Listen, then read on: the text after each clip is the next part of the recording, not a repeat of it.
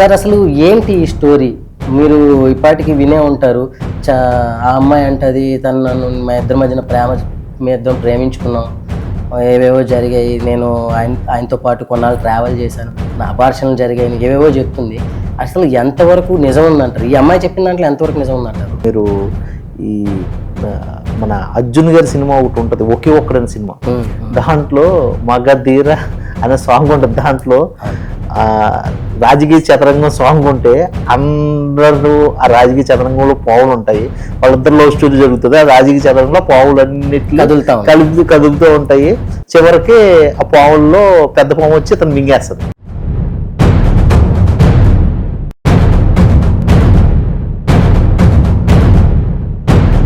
శ్రీధర్ వాళ్ళ అమ్మగారు కూడా ఈ అమ్మాయి మీద కేసు వేశారని అంటున్నారు. వీణా కూడా కేసు వేసింది. ఈరోజు మనం మొబైల్ కానీ ఓపెన్ చేసిన, టీవీ ఓపెన్ చేసిన, న్యూస్ ఛానల్స్ ప్రతి దగ్గర మనకు ఒక అందమైన ప్రేమ కథ కనిపిస్తుంది. సారీ అందమైన ప్రేమ కథ కాదు, రాజకీయ ప్రేమ కథ. అసలు ఏంటి కథ? అసలు ఈ వీణ ఎవరు? శ్రీధర్కి వీణకి మధ్యన జరిగిన లవ్ స్టోరీ ఏంటి? అసలు ఈ మధ్యలో వచ్చిన ఈ ముక్క రూపానందరెడ్డి ఎవరు? అసలు ఈ మొత్తం స్టోరీ ఏంటి? అసలు ఎక్కడ మొదలైంది? ఏం జరుగుతున్నది? రేపటికి ఏం జరగబోతుంది అనేది ఈరోజు మనతో పాటు మన స్టూడియోకి విశ్లేషకులు రమేష్ గారు వచ్చారు. ఆయన అడిగి తెలుసుకుందాం. Welcome to C O TV. నేను మీ ప్రదీప్ ధర్మవరపు. నమస్తే రమేష్ గారు. ఆయన్ని సార్ అసలు ఏంటి ఈ స్టోరీ? మీరు ఇప్పటికి వినే ఉంటారు. ఆ అమ్మాయి అంటది తను నన్ను మా ఇద్దరి మధ్యన మీ ఇద్దరం ప్రేమించుకున్నాం. ఏవేవో జరిగాయి. నేను ఆయనతో పాటు కొన్నాళ్ళు ట్రావెల్ చేశాను. నా అబార్షన్లు జరిగాయని ఏవేవో చెప్తుంది. అసలు ఎంతవరకు నిజం ఉందంటారు? ఈ అమ్మాయి చెప్పిన దాంట్లో ఎంతవరకు నిజం ఉందంటారు? ఆయన దాంట్లో ఎంతవరకు నిజం ఉందంటారు? ఆయన ఏమంటున్నాడంటే ఇద్దరు ప్రేమించుకున్నాం అనేది అయితే తెలుస్తుంది. అంటే ఆమె ఏమో చాలా ఆధారాలు కూడా చూపిస్తుంది. అతను నన్ను ట్రాప్ చేశాడు, నన్ను మాయ చేశాడు. ఆమెకు కూడా పెళ్ళి అయింది. పెళ్ళి అయినప్పటికీ కూడా తను ఈయన మా మోజులో పడి అతన్ని కూడా వదిలేశానని టాపిక్ కూడా చెప్పింది తను కొన్ని విషయాలు. అసలు ఇప్పుడు ఏం జరుగుతుంది మధ్యలో? వీళ్ళిద్దరి మధ్యకి రాజీ కుదర్చడానికి ఈ ముక్క రూపానందరెడ్డి గారు కూడా ఇన్వాల్వ్ అయ్యారని ఒక విషయం అనేది మా దృష్టిలోకి వచ్చింది. అసలు ఏం జరుగుతుంది సార్? సార్ యాక్చువల్లీ దీని మీద నేను ఒక 4-5 వీడియోస్ చేశాను సార్. ఆల్రెడీ 4 days నుంచి కంటెంట్ రన్ అవుతుంది. మీకు చూసే ఉంటారు మీడియాలో, అది కొత్తగా చెప్పక్కర్లేదు. బట్ ఈ హర్ష వీణా గురించి కానీ, ఈ అరవ శ్రీధర్ గారి గురించి కానీ, ఈ వెనకాల నడిపిస్తున్న రాజకీయ శక్తుల గురించి కానీ మాట్లాడుకోవాలంటే ముక్క రూపానందరెడ్డి గారు ఒక్కడే కదండి. దాని వెనకాల కొరుముట్ల శ్రీనివాసులు గారు ఉన్నారు. అంటే వైఎస్ఆర్సీపీకి సంబంధించిన మాజీ ఎమ్మెల్యే కొరుముట్ల శ్రీనివాస్ గారు ఉన్నారు. ఇక్కడ జనసేనకు సంబంధించిన తాడనశెట్టి నాగేంద్ర ఉన్నాడు. అలా చెప్పుకుంటూ పోతే రైల్వే కోడూరులో ఉన్న పెద్ద మనుషులు అందరూ ఉన్నారు ఈ లవ్ స్టోరీలో. అంటే మీకు ఒక సినిమాలో ఒక సాంగ్ ఉంటుంది. అదేంటంటే మీరు ఈ మన అర్జున్ గారి సినిమా ఒకటి ఉంటుంది, ఒకే ఒక్కడని సినిమా. దాంట్లో మగధీర అనే సాంగ్ ఉంటుంది. దాంట్లో రాజకీయ చదరంగం సాంగ్ ఉంటే అందరూ ఆ రాజకీయ చదరంగంలో పావులు ఉంటాయి. వాళ్ళిద్దరు లవ్ స్టోరీ జరుగుతుంది. ఆ రాజకీయ చదరంగంలో పావులు అన్నిట్లో కదులుతూ ఉంటాయి. చివరికి ఆ పావుల్లో పెద్ద పాము వచ్చి అతను మింగేస్తుంది. అది సాంగ్ అలా కనిపిస్తుంది. ఈ సబ్జెక్ట్ అలా కనిపిస్తుంది. ఎందుకంటే అతను సాఫ్ట్వేర్ ఇంజనీర్ కాదు. ఎవరైతే ఈ అరవ శ్రీధర్ అనే వ్యక్తి సాఫ్ట్వేర్ ఇంజనీర్ కాదు. ఇతనికి కనీసం జనరల్ నాలెడ్జ్ కూడా లేదు. అతని ముక్కవారి పెళ్లిలో అతను ఒక ప్రెసిడెంట్గా చేశాడంట. గత 3 సంవత్సరాల నుంచి ప్రెసిడెంట్గా చేస్తున్నాడంట. అతను కూడా వైఎస్ఆర్సీపీకి సంబంధించిన ప్రెసిడెంట్. అతను అంటే శ్రీధర్ అనే వ్యక్తి అతను జనసేనకు సంబంధించిన వ్యక్తి కాదు. ఓకే, అక్కడ వైఎస్ఆర్సీపీ కొంచుకోట. వైఎస్ఆర్సీపీ ఎప్పుడు సిట్టింగ్ ఎమ్మెల్యే కూడా కోరుముట్ల శ్రీనివాస్ 2014 నుంచి 2024 వరకు అతనే. ఇంకోసారి నగ్గితే 3rd టైం హ్యాట్రిక్ కొట్టాలి. అయితే ఇక్కడ ఏమైందంటే ఆ ముక్క రూపానందరెడ్డి గారికి కోరుముట్ల శ్రీనివాస్ గారికి ఎక్కడో చెడింది. ముక్క రూపానందరెడ్డి గారు వైఎస్ఆర్సీపీ నుంచి కాస్త ఇటు టీడీపీకి వచ్చేసాడు. టీడీపీకి వచ్చేసి ఎస్సీ రిజర్వేషన్ సీట్ కదా అది, నేను ఇంకొకరు నిలబెట్టుకుంటాను, మీరు సీట్ ఇప్పించండి అంటే అప్పటికప్పుడు అది ఎవరికి ఇప్పించాలి అనుకుంటే జనసేన తరఫు నుంచి ఇతగాడికి ఇప్పించినట్టు అలా ఇప్పిస్తే అదేదో 70-80 కోట్ల రూపాయలు ఖర్చు పెట్టి మరీ ప్రెస్టేజ్కి పోయి నగ్గించుకున్నాడు. కొరుముట్ల శ్రీనివాస్ ఈసారి రాకూడదు అని. అంటే కొరుముట్ల శ్రీనివాస్ అనేవాడు లాయర్. అతని మాట ముక్క రూపానంద మాట అతను వింటలేదని. ముక్క రూపానందరెడ్డి అంటే అక్కడ పెద్ద తలకాయ అంటే రెడ్లు, మీకు ఇంకా అర్థమైపోయింది. అర్థం. ఓకే, అలాంటి ఎక్స్ట్రాక్షన్స్ ఇవి ఉంటాయి కదా. ఇంకా రాజకీయ చదరంగంలో మన మనిషి ఎమ్మెల్యేగా ఉండాలి, అక్కడ చేసుకుని పొలాలు ఏవి ఉంటాయి, గ్రానైట్ సమస్యలు ఇవన్నీ, అటువంటివన్నీ కూడా జరగకుండా ఇతను కంట్రోల్లో ఉండాలని చేసి రూపానంద రెడ్డి గారు తన మనిషిని నిలబెట్టుకుందాం అనుకున్న తరుణంలో ఈ అరవా శ్రీధర్ అనేవాడు ఒక 26 ఏళ్ళ పసి గుడ్డు ఇతను నిలబెట్టుకున్నాడు. ఇతన్ని ఎప్పుడో ప్రెసిడెంట్ చేసింది కూడా ముక్క రూపానంద రెడ్డి అని అంట, అక్కడ ఉన్న సమాచారం ప్రకారం నిలబెట్టుకున్నాడు. ఇది కాస్త ఇప్పుడు ఎమ్మెల్యేని చేశాడు. ఎమ్మెల్యేని చేసి అతను రోజు పొద్దున్నే ఎమ్మెల్యే ఆఫీస్కి వెళ్ళి సంతకం పెట్టేసి వచ్చేస్తాడు. ఓకే, ఇంకో విషయం ఏంటంటే ఈ అమ్మాయి రిలీజ్ చేసిన వీడియోలో ముక్క రూపానంద రెడ్డి గారు సాక్స్ వేసుకుంటే సాక్స్ దగ్గర నుంచున్నాడు ఈయన, అంటే సాక్స్ వేసి వచ్చినట్టుగా అనిపిస్తుంది నాకు. అంటే ఆయన ఏ సాక్స్ వేసుకుంటాడు, సార్ ఏ సాక్స్ వేసుకుంటారు అని చెప్తున్నాడు. సార్ అని పదం ఎందుకు వాడుతున్నాడు? ఎమ్మెల్యే క్యాటర్లో ఉన్న వ్యక్తి ముక్క రూపానంద రెడ్డి గారిని సార్ అని అంటున్నాడు అంటే మీకు పాయింట్ అర్థం కదా. అక్కడ అది చేతులు కట్టు ఉంచున్నాడు ఆయన. ఇంకక్కడే మీకు సబ్జెక్ట్ అర్థమైపోయి ఉండాలి. అతను పనుడు లేకపోతే అతని ఇంట్లో అంటే నేనేమనుకుంటున్నానంటే ఇతను ఒక తోలు బొమ్మ అంటారా? ఇంకా తోలు బొమ్మ, ఇంకా లేకపోతే ఒక కీ ఇచ్చి బొమ్మ. అయితే ఈ సబ్జెక్ట్ అంతా ఎందుకు చెప్పుకోవాల్సి వచ్చిందంటే ఇది లవ్ స్టోరీ కాదండి.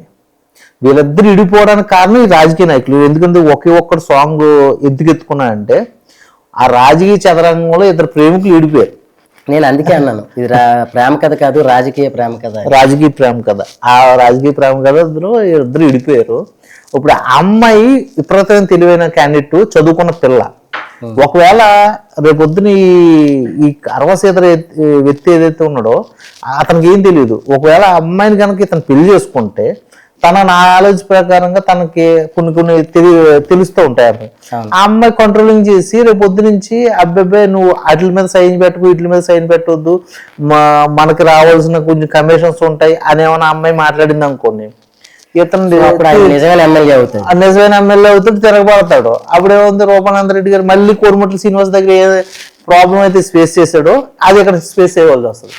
ఇవన్నీ కూడా ఉండకూడదు అంటే అమ్మాయి అతని దగ్గర కలవకూడదు. ఇక్కడ దీనికి ఈ అరవశీధర యొక్క అమ్మ తోడైంది. అరవశీధర అమ్మకి ఈ పెళ్లి ఇష్టం లేదు. మనోడికి పెళ్లి చేస్తే మంచి కట్నం వస్తుంది అనుకునే టైంలో వాళ్ళేదో వెనకాల నుంచి బ్యాక్గ్రౌండ్ లో సంబంధం తీసుకొచ్చి ఉంటారు, 10 కోట్లు 15 కోట్ల రూపాయల సంబంధం. అది ఆ వెర్షన్లో ఇది ఇలా మొత్తం మీద గొడవలు చిలికి కాదు అని అవుతాం. వాళ్ళకి తాడిశెట్టి నాగేంద్ర అని ఒకటి తోడవడం, అవన్నీ కలిపి ఇదిగో ఇప్పుడు శ్రీధర్ వాళ్ళ అమ్మగారు కూడా ఈ అమ్మాయి మీద కేసు వేశారని అంటున్నారు సార్. శ్రీధర్ ఇప్పుడు ఈవిడ కేసు వేసింది కదండి. ఓకే, ఈవిడ కూడా కేసు వేసింది. ఎవరు? వీణ కూడా కేసు వేసింది. వీణ కేసు వేస్తే ఎస్పీ కూడా తీసుకోలేదని ఫస్ట్ ఆవిడేం చేసిందంటే నారా చంద్రబాబు నాయుడు గారు తన సొంత నియోజకవర్గానికి వచ్చినప్పుడు వెళ్ళి అర్జీ పెట్టింది. అర్జీ పెడితే ఎమ్మెల్యే గారు నన్ను అడుగు ముందేసారు అని అర్జీ పెడితే అర్జీని చంద్రబాబు నాయుడు గారు స్వీకరించి అది ఎస్పీకి లెటర్ రాస్తే ఎస్పీ గ్రీవెన్స్ లెటర్ ఇచ్చి పలానా డేట్కి నువ్వు రావాలమ్మని చెప్పాడు. ఆ లోపలనే వీళ్ళిద్దరు కూడా బాగా సీరియస్ అయిపోయింది. ఓకే, మరి అమ్మాయికి ఒక చట్టం ఉంటది కదా, మరి అది తేలకుండా ఈ రోజు ఈ తల్లి పెట్టిన చట్టం మీద సిఐ గారు మాట్లాడుతున్నారు. మరి ఎస్పీ గారి యొక్క గ్రీవెన్స్ లెటర్ని కూడా సిఐ గారు పరిశీలన తీసుకోవాలి కదా. మరి తీసుకోకుండా ఈ రోజు లుక్అవుట్ నోటీసులు జారీ చేయాలి. అమ్మాయి అయితే ఇక్కడే ఉంది, హైదరాబాద్ లో ఉంది. తను ప్రెస్ మీట్స్ కి వస్తుంది, అందరికి కలుస్తుంది, మాట్లాడుతుంది, కూడా ఆన్ లోనే ఉంది. అలాంటప్పుడు లుక్అవుట్ నోటీస్ ఎందుకు జారీ చేశారంటారు? అంటే అండి వీళ్ళ ఫోన్లు ఎత్తులేదండి. ఆ అమ్మాయిని తీసుకొచ్చింది ఒక యూట్యూబ్ ఛానల్. ఆ యూట్యూబ్ ఛానల్ గురించి మనం చెప్పకూడదు, ఎందుకంటే అది లీగల్గా ఇష్యూ అవుతుంది. ఆ యూట్యూబ్ ఛానల్ వ్యక్తులే పాప అమ్మాయిని ఒక షెల్టర్ పెట్టి ఆ అమ్మాయిని నడిపిస్తున్నారు.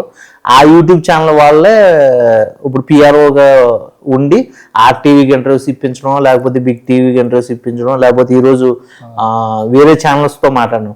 ఆ అమ్మాయి పర్టికులర్గా మహా టీవీతో మాట్లాడదు, మీకు బిగ్ టీవీ అది TV19తో మాట్లాడదు. ఎందుకంటే ఆ 2 ఛానల్స్ మాత్రం అమ్మాయికి వ్యతిరేకం. నేను అమ్మాయి ఎక్కడైతే ఫస్ట్ ఇంటర్వ్యూ ఇచ్చిందో మొత్తం ప్రెస్ కాన్ఫరెన్స్ అందరికీ, ఆ ఇంటర్వ్యూకి నేను కూడా వెళ్ళాను, నేను కూడా వీడియో తీశాను. కావాలన్న రిపోర్టర్లో అమ్మాయి మాట్లాడకుండా చేశారండి. నేను ఆ పాయింట్లు క్యాచ్ చేశాను. నేను కూడా ఆ వీడియో విన్నా. ఎందుకనంటే ఆ వీడియోలో వాళ్ళ షౌటింగ్ ఎక్కువ అవుతుంది. ఆ ఇద్దరు రిపోర్టర్ల షౌటింగ్ కి తను నోరు నొక్కేయడం అనేది జరిగింది. అసలు ఏ విషయంలో నోరు నొక్కేశారంటే మీరు లవ్ స్టోరీ ఉంది కదా అదే చెప్పమంటున్నారు. లవ్ స్టోరీ కాదండి అనే లోపల ఒక రిపోర్టర్ ఇంకో రిపోర్టర్ అడిగాడు, అసలు ఈ షౌటింగ్ చేసిన రిపోర్టర్ కాకుండా ఇంకో రిపోర్టర్, ఏమన్నా మీరు లోకల్ రిపోర్టర్ కొట్టారు కదండి, ఎందుకు కొట్టారండి అని అడిగాడు.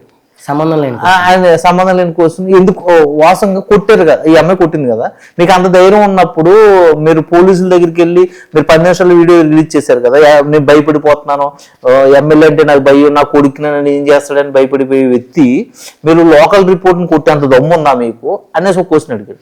అప్పుడు ఆ అమ్మాయి సమాధానం ఏం చెప్పిందంటే, అతను అసలు లైసెన్స్ లేని రిపోర్టర్ అండి, అది ఏ వీడియో ఏ ఫోటోలు నా ఫేస్బుక్ నుంచి డౌన్లోడ్ చేసుకుని పెట్టాడండి అని చెప్తుంటే, రిపోర్టర్ను కొట్టి అంత దమ్మున్నా నీకు, రిపోర్టర్ను కొడతావనేసి ఇంకొక వ్యక్తి అడిగాడు.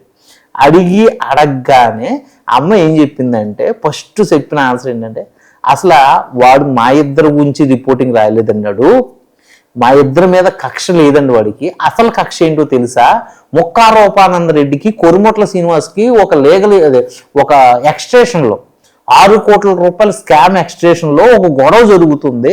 అప్పుడు దాని మీద సంతకం పెట్టినోడు ఎవడు అంటే ఎర్వా శ్రీధర్ గారు, ఈ ఎర్వా శ్రీధర్ గారి మీద ఇది జరుగుతుంది, అందుకని ఇది రాయడానికి ఇలా రాశాడు అని చెప్పుతున్న టైంలో అవన్నీ చెప్పొద్దు, అవన్నీ ఎందుకు చెప్తావు నువ్వు, అది ఆ టాపిక్ ఎత్తొద్దు అంటూ ఆ రిపోర్టర్ అడ్డుపడ్డాడు. ఆ రిపోర్టర్ పేరు నేను చెప్పకూడదు, వ్యక్తిగతంగా రిపోర్టర్స్ని మనం కించపడి, అలా అడ్డుపడి పర్టికులర్గా అమ్మాయిని ఆఫ్ చేశాడు.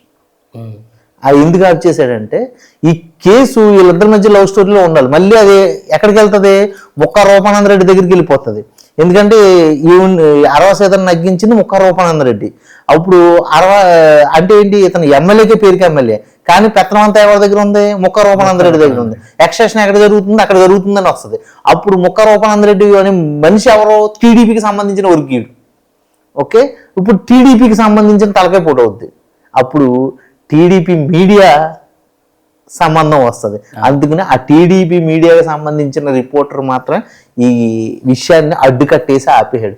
అదే ఆ మాటల్లోనే ఆమె అన్నాడు, ఏదో ఒక మాట అన్నాడు, ఓకే నువ్వు పెద్ద గొప్ప అర్థాన్ని మీద అంటే నేను మాట్లాడుకునే హక్కు లేదా, నేను ధైర్యంగా మాట్లాడలేనా అంటే, ఆ మాట్లాడలేదా నువ్వు ధైర్యంగా అనేసి కించిపరిచాడు. తర్వాత అమ్మాయి ఏడుపు వీడియో ఒకటి బయటకు వచ్చింది, చూసారా, నన్ను ఎంత నీచంగా మాట్లాడుతున్నారు ఏంటి రిపోర్టర్లో, వాళ్ళు నిజంగా రిపోర్టర్లేనని. తర్వాత మీరు చాలా సోషల్ మీడియాలో చూసుంటారు, అసలు రిపోర్టర్లో కుక్కరా ఏంటంటే అంతలా మీద పడుతున్నారు, ఎవరో మీద పడలేదు. రిపోర్టర్స్ క్వశ్చన్ అడగాలి, వాళ్ళ కంటెంట్ వాళ్ళు తీసుకోవాలని ఉంటుంది, ఎవరికైనా నిజాన్ని బయటికి రాబట్టడానికి చేస్తారు. పర్టికులర్ గా ఇక ఇద్దరు రిపోర్టర్లు మాత్రమే అమ్మాయిని కించపరిచేలా మాట్లాడడం మొదలు పెట్టారు. ఎందుకు అంటే, ఈ విషయం ఎక్కడైతే ఈ రాజకీయ పరంలో టీడీపీకి ఇది అడ్డుపడుతుంది, టీడీపీ విషయాలు బయటకు వస్తాయి, లేకపోతే జనసేనలో ఉన్న లూప్ హోల్స్ బయటకు వస్తాయి, అవి రాకుండా ఉండాలి అంటే ఆ అమ్మాయిని మనం అక్కడే ఆపాలి. ఇప్పుడు ఈ గొడవలకి జనసేన పార్టీకి ఈ గొడవ వల్ల దీనివల్ల జనసేన పార్టీ మొత్తం బయటకు వచ్చే అవకాశం ఏమైనా ఉందా, పూర్తిగా దాన్ని కింద పడే అవకాశాలు ఏమైనా ఉన్నాయా? ఆల్రెడీ ఇప్పుడు జనసేన కింద పడుతుందండి, వాళ్ళకి తెలుస్తుందో లేదో తెలియదు కానండి, జనసేన కింద పడుతుంది. ఈరోజు ఈ తానశెట్టి నాగేంద్ర అనే ఎవరైతే వ్యక్తి ఉన్నాడో, వాళ్ళిద్దరు లవ్ స్టోరీ అతనికి ఒక 6 months నుంచో 1 year నుంచో తెలుసు. 2-3 సార్లు సెటిల్మెంట్ చేశాడు, మాట్లాడాడు, ఆ ఆడియోలు కూడా బయటకు వచ్చినాయి. ఇప్పుడు అతను కాదంటున్నాడు, నిన్న కాదన్నాడు, ఈవేళ అవునన్నాడు, చేసానండి సెటిల్మెంట్ చేశాను అన్నాడు. అటువంటి వ్యక్తి పర్సనల్గా పార్టీ ఆఫీస్కి వెళ్ళి, సార్ అరవా శ్రీధర్ అన్న వ్యక్తి ఇలాగా పెళ్ళైన అమ్మాయితో తిరుగుతున్నాడు, రేపు పొద్దున అది ఏమైనా లీగల్గా ఇష్యూ అవుతే మన పార్టీకి చెడ్డ పేరు అని చెప్పి ఉండొచ్చుగా. 5 రోజుల క్రితమో 10 రోజుల క్రితమో వాళ్ళు ఒక లెటర్ రిలీజ్ చేశారు జనసేన పార్టీ ఆఫీస్ నుంచి. హరిప్రసాద్ గారు ఒక అతను ఉంటాడు, ఎమ్మెల్సీ, ఆయన ప్రెస్ కాన్ఫరెన్స్లన్నీ ఆయన నిర్వహిస్తూ ఉంటాడు. ఆయన ఒక లెటర్ రిలీజ్ చేశాడు. ఆ లెటర్ ఏంటంటే, రాబోయే రోజుల్లో జనసేనని తొక్కేయడానికి కింద పడేయడానికో అపోజిషన్ పార్టీలు బాగా ప్లాన్ చేసుకుంటున్నాయి, అందులో వివాహేతర సంబంధాల గురించి అల్లరి చేయాలని, వ్యక్తిగత సమస్యల గురించి అల్లరి చేయాలని చూస్తున్నాయి. జనసేన కార్యకర్తలారా లేకపోతే జనసేన నాయకులారా మీరు అదే పడకండి, మీరు భయపడకండి, మీరు స్ట్రాంగ్గా ఉండండి అని చెప్పింది. స్ట్రాంగ్గా ఉండని చెప్పి కన్నా ఆ పిల్లల్ని పిలిపించి, అమ్మ ఇలా జరిగిందో లేకపోతే ఎలా జరిగిందో అది తప్పు ఇద్దరిలో ఉందని సెటిల్మెంట్ చేసుకోవచ్చు కదా, లేకపోతే నిజంగా తప్పు ఉంటే అతగాన్ని సస్పెండ్ చేయొచ్చు కదా, అలా చేయలేదు. అంటే ఏంటంటే అక్కడ వాస్తవంగా ఇప్పుడు నేను ఫస్ట్ ఎత్తుకున్నాను కదా, జనసేన వ్యక్తి కాదు అతను. రాత్రి ముక్కా రూపాయలందరూ రెడ్డి తీసుకొచ్చి నిలబెట్టుకున్న క్యాండిడేట్. జనసేనకి అతను ఎవరో కూడా తెలియదు.